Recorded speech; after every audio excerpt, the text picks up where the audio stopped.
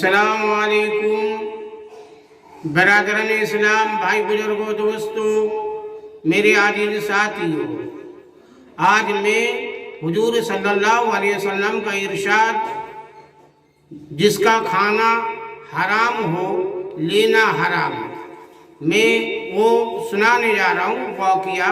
تو آپ لوگ میرا یوٹیوب چینل کو سبسکرائب کیجئے اور لائک کیجئے، کمنٹ کیجئے اور شیئر کیجئے۔ اب میں مدعے پہ آتا ہوں۔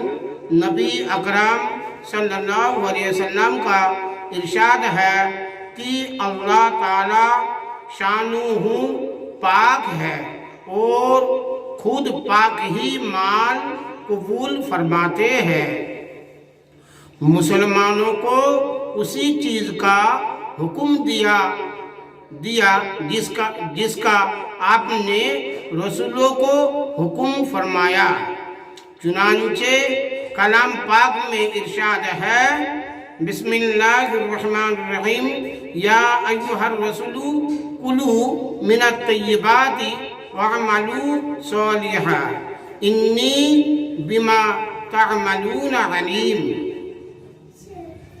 ترجمہ: اے رسولو، پاک چیزوں کو کھاؤ اور نیک عمل کرو، میں تمہارے عمل سے باخبر ہوں۔ دوسری جگہ ارشاد ہے، بسم اللہ الرحمن الرحیم، یا ایھا الذین آمنوا کلوا من الطیبات ما رزقناکم۔ ترجمہ: یہ ایمان والو، ہمارے دیے ہوئے پاک رزق میں سے کھاؤ۔ اس کے بعد حضور صلی اللہ علیہ وسلم نے ایک شخص کا ذکر فرمایا کہ لمبے لمبے سفر کرتا اور مسافر کی دعا قبول ہوتی ہے، اور اس کے ساتھ ہی بکھرے ہوئے بالوں والا، غبار آلود، دھولوں میں آٹا ہوا کپڑوں والا، یعنی پریشان حال، دونوں ہاتھ آسمان کی طرف پھیلا کر کہتا ہے، اے اللہ، اے اللہ، اے اللہ، لیکن کھانا بھی اس کا حرام ہے، پینا بھی حرام ہے، لباس بھی حرام ہے، ہمیشہ حرام ہی کھایا تو اس کی دعا کہاں قبول ہو سکتی ہے؟ لوگوں کو ہمیشہ سوچ رہتا ہے کہ مسلمانوں کی دعائیں قبول نہیں ہوتی، لیکن حالات کا اندازہ اس حدیث شریف سے کیا جا سکتا ہے۔ اگرچہ اللہ جل شانہ اپنے فضل سے کبھی کافر کی بھی دعا قبول فرما لیتے ہیں کہ فاسق کی، لیکن متقی کی دعا اصل چیز